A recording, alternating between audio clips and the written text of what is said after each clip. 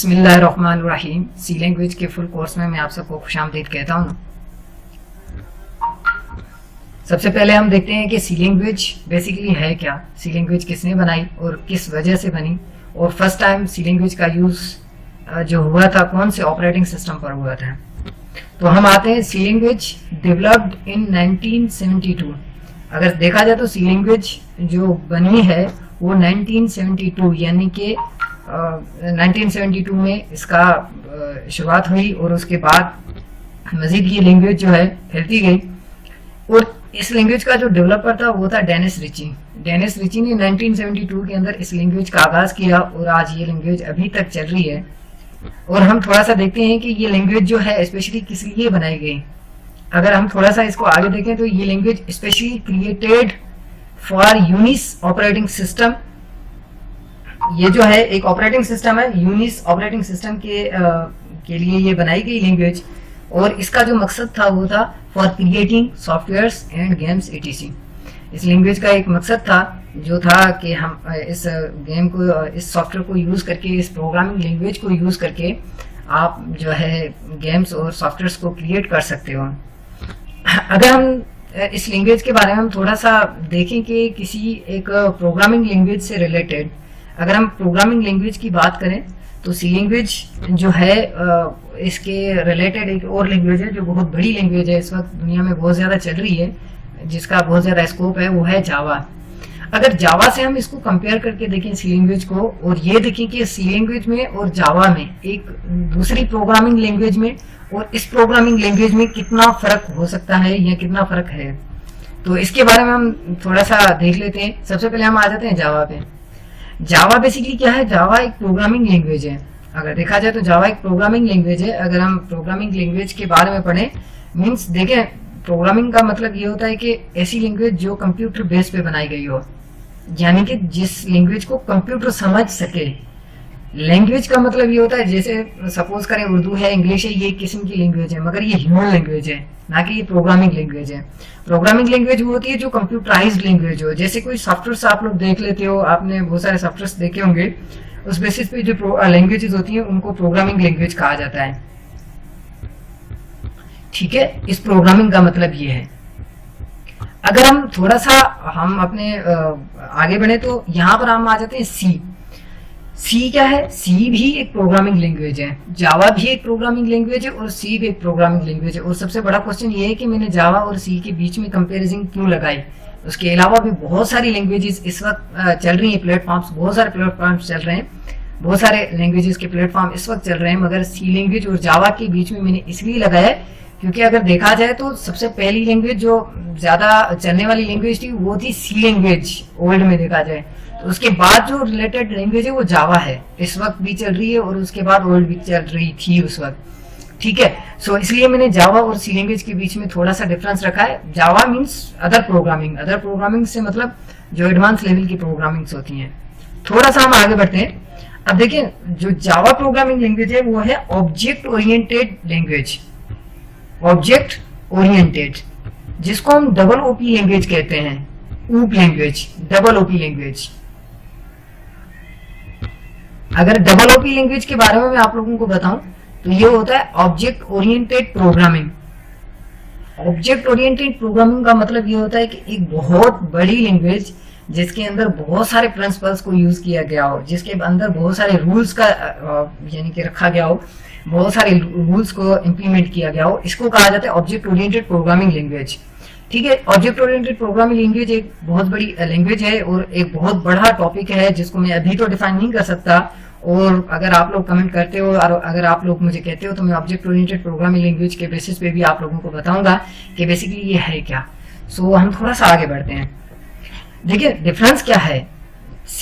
जावा तो एक object oriented programming language है, मगर जो सी लैंग्वेज है वो कौन सी प्रोग्रामिंग लैंग्वेज है? इसको कहा जाता है फंक्शन बेस्ड प्रोग्रामिंग लैंग्वेज। ठीक है, अब फंक्शन ओरिएंटेड प्रोग्रामिंग लैंग्वेज या फंक्शन बेस्ड प्रोग्रामिंग लैंग्वेज क्या होती है? एक सिंपल सा फंक्शन बना हुआ होता है जिसको कॉल किया जाता है। ठीक है, मैं जब इसका बेसिक स्ट्रक्चर बताऊंगा, जब इसका बेसिक इंप्लीमेंट बताऊंगा और बेसिक प्रोग्राम बताऊंगा, तो इंशाल्लाह उसके अंदर मैं सेकंड लेक्चर में आप लोगों को ये क्लियर कर दूंगा कि ये फंक्शंस क्या होते हैं। बेसिकली आप इतना समझ लें, फंक्शंस मीन एक काम होता है, एक वर्क होता है। इंग्लिश में फंक्शन का मतलब उर्दू में देखा जाए तो एक काम होता है, ठीक है, यानी कि एक काम असाइन किया जाता है। जैसे ये सी लिखा हुआ है और सी का एक काम है, तो यानी कि वो जो उसका काम है वो उसका फंक्शन है। तो ये जो है ना, ये एक छोटे छोटे फंक्शंस होते हैं, छोटे छोटे काम होते हैं, जिनके बेसिस पे ये प्रोग्रामिंग अपने अंदर काम कर रही होती है, यानी कि यूज कर रही होती है। जैसे मिसाल के तौर पे हमें दो नंबर्स हैं हमारे पास और दो नंबर्स को हमने प्लस करना है, तो हम एक फंक्शन यूज करेंगे उसके अंदर, ठीक है, कैलकुलेटर का या कुछ भी नाम देकर उस फंक्शन को क्रिएट कर देंगे। तो इसको कहा जाता है function oriented programming language. I hope कि आप लोगों को ये चीज क्लियर हो गई होगी। हम थोड़ा सा आगे बढ़ते हैं। अच्छा, अगर सेकंड पॉइंट देखा जाए जावा के अंदर, तो सेकंड पॉइंट ये है कि ये गार्बेज कलेक्टर है। अब बेसिकली गार्बेज कलेक्टर क्या होता है? गार्बेज कलेक्टर को गार्बेज का मतलब तो डस्टबिन ही होता है, जैसे आप लोग समझ पा रहे हो कि गार्बेज मीन्स डस्टबिन, नथिंग, या कोई ऐसी चीज जो बाहर से आई हुई हो। मीन्स गार्बेज का मतलब होता है बाहर से आई हुई चीज, या इससे इस प्रोग्रामिंग से रिलेटेड ना भी हो, इस प्रोग्रामिंग से बाहर की लैंग्वेज चीज हो और उसको कलेक्ट किया जाए। मीन्स देखें, सपोज करें जावा की क्वालिटी क्या है, ये जावा प्रोग्रामिंग है और ये एक दूसरी में आपको सिंपल दे देता हूं, एक डेटाबेस प्रोग्रामिंग है जिसको हम डीबी कह देते हैं। डीबी एक डेटाबेस है, ठीक है, एक है आपकी जावा और एक है डेटाबेस।